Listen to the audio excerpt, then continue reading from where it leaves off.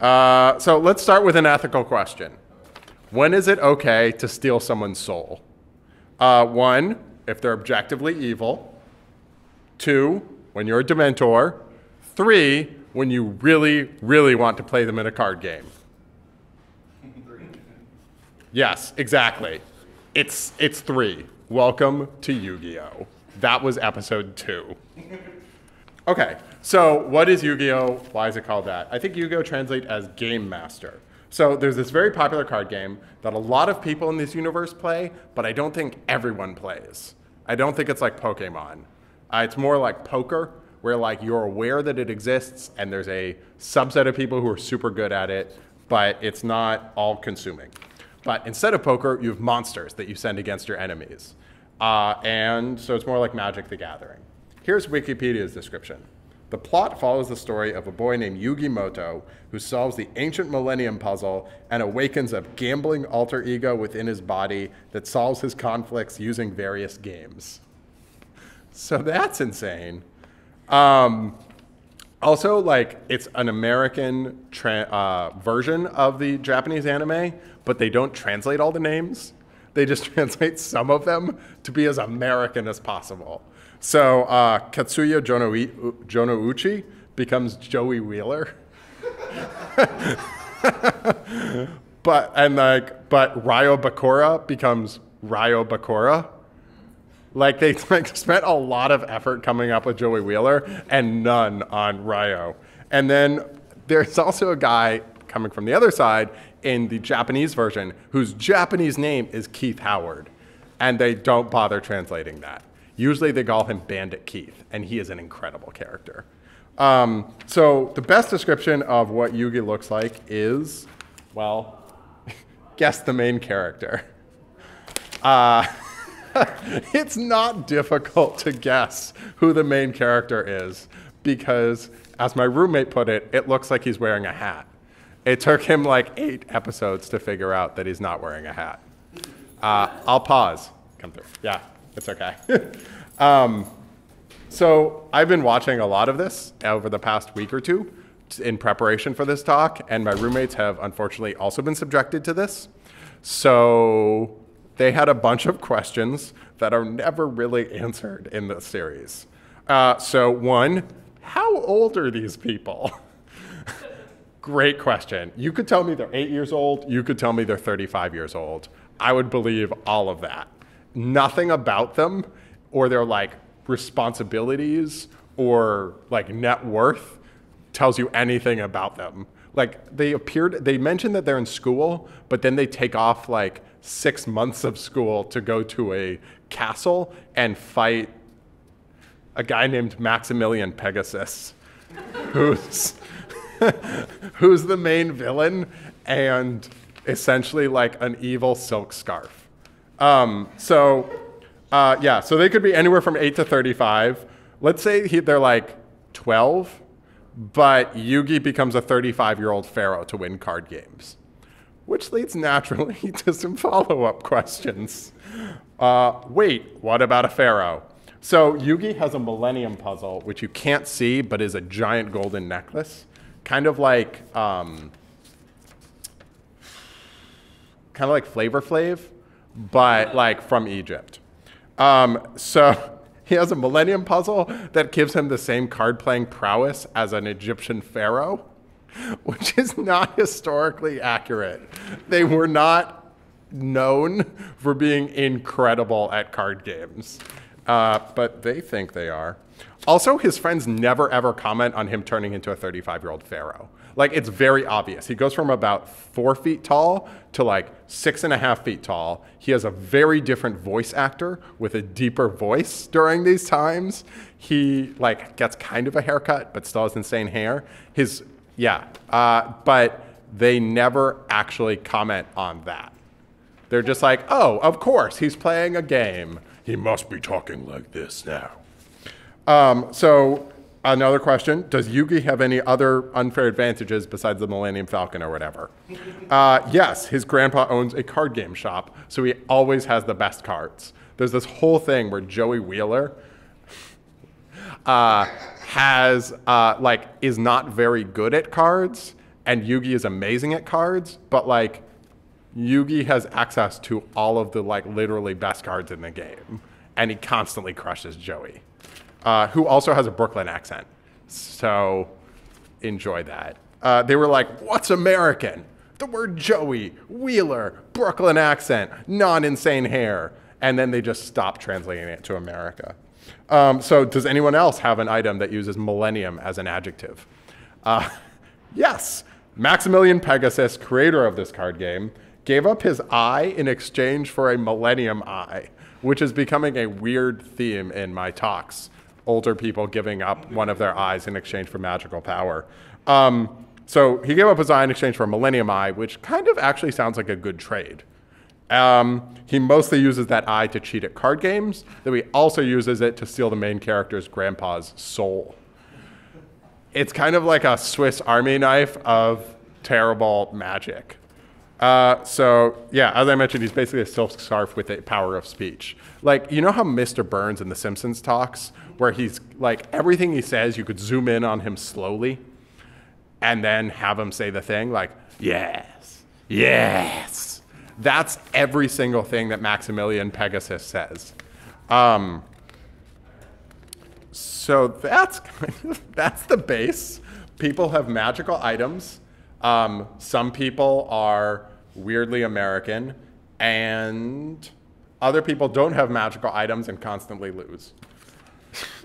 So that's it. So there, you get 2,000 life points to start in this game. If you're actually playing a card game, every single other rule changes with the plot. There's nothing about this that is constant from one game to another, except that they constantly bemoan their lack of life points. So there's also trap cards, which are played by yelling the word trap card. And now you have basically the power of plot twists. So like six rounds from now, you'll just be like, aha, you followed into my trap card. And then they lose. And they're like, how can we help this person win when it looks like they're not going to win? Trap cards.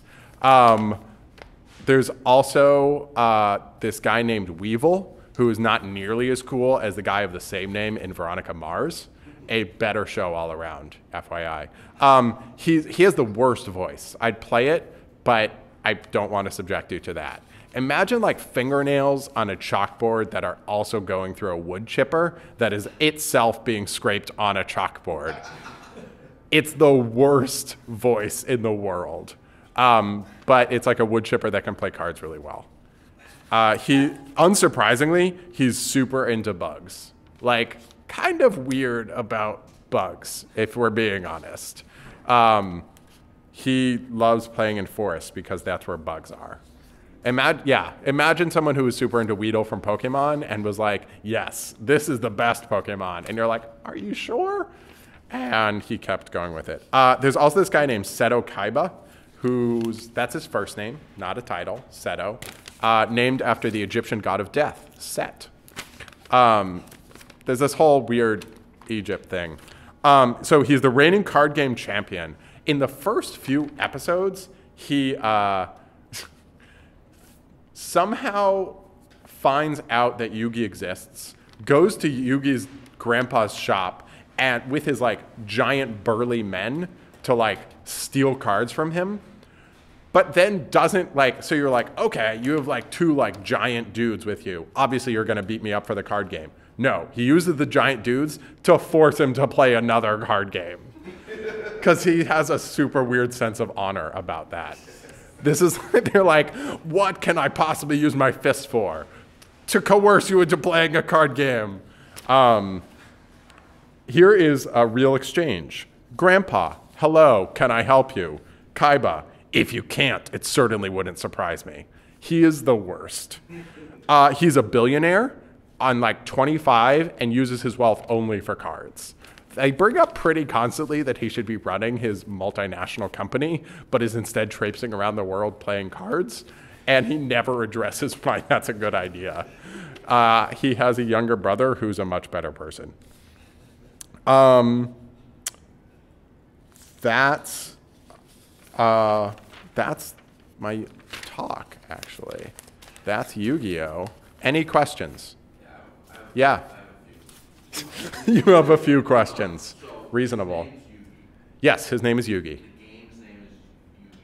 The game's name is actually Duel Monsters, which they spent 3 seconds on. The name of the show is Yu-Gi-Oh, which means Game Master. Yes, that was also confusing. And this is not a real card game that other people play. Oh, thank you for, oh, like in the show? Outside of the show. That's a great question. You could make a very compelling, like, is this a card game that people play in the real world? You can make a very compelling case that they created a card game to compete with Magic the Gathering in the real world, then needed to sell it, and created a number of shows about it. I miss the 80s. It is a real card game played by, again, 8 to 35-year-olds. And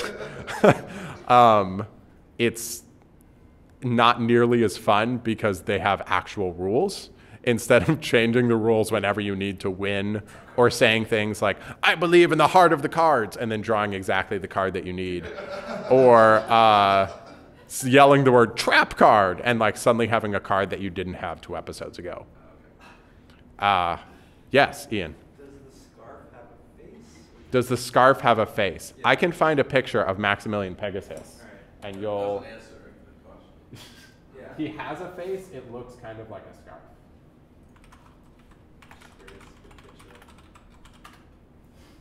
So that's him. He has, again, much like Odin from my previous talk, he covers up his bad eye.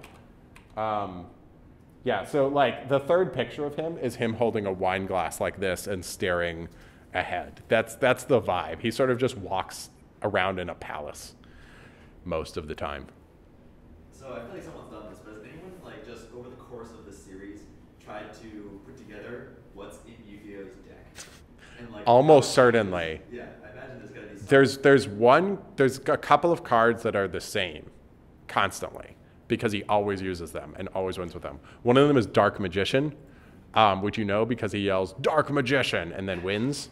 The other one is a puff of fur called Kuribo, who is an objectively terrible card and who he mostly sacrifices to trap cards. It's not a good life for Kuribo. Yeah. If he's the creator of the game, could he not just create cards that would defeat all of Yu-Gi-Oh's cards? So he's a massive cheater. Yes.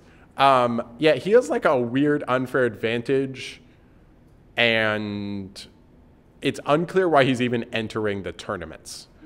Like, he runs tournaments a lot, and then like other people compete to play him and then like lose. So yes, he absolutely could make himself an unbeatable deck. Yu-Gi-Oh actually made himself an unbeatable deck, kind of. He has these like god cards that when combined create a god, and then Weevil of Wood Chipper on a Blackboard fame threw those cards into the ocean when they were on the boat together because Yu-Gi-Oh is incredibly trusting. Yeah. Are trap cards a real thing in the real life game? Are trap cards a real thing in the real life game? I think so, yes. Although I don't believe that they're used with nearly as much flair. That's on the player, though. Yeah, I mean, you can do everything with flair. You can lose with flair if you wanted to. So do the episodes go through them just keep on going to different places and playing games, or do they do other things? Oh yeah, what's the plot? The plot is mostly just them playing card games. It does reflect a little bit of their actual lives. Like Joey Wheeler has, whose name I enjoy saying in full, has a blind sister that he like left behind, and he needs to win $1 million to get an operation to return her sight.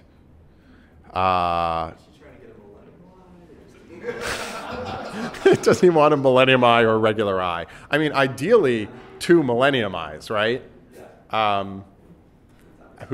Yeah, it's expensive. I don't remember if he ever gets her even regular eyes, let alone Millennium Eyes. Yugi's plot is mostly just to be the very best. Like no one ever was. Does anyone die? Aren't there Yes, shadow games. So the Millennium items, I think, allow you to play shadow games where the outcome actually matters. Like if you die in the game, you die in real life. Which again, like an unfair advantage and also a pretty big risk, right? It's like the loser dies and you can choose whether to start one. I would be incredibly careful about starting one. It's just a card game. Right, until then. Because you want to like crush your enemies. Yeah. Right, like. Like as the aggressor, you'd say like, I want to kill you, so I'm going to invite you to the shadow game. But as Right. the non-aggressor, you'd be like, Oh. I'm gonna stay here in the sun. Exactly. Why would you agree to take a shadow game? Yeah, good point. I'm not sure they addressed that one. Also, how many seasons? If you look on Netflix, like 2, but there's like 4 seasons per. It's kind of like mini series. I also, while we're here, want to talk about Bandit Keith, who looks like this. Oh, good lord. As you might expect, he is from America.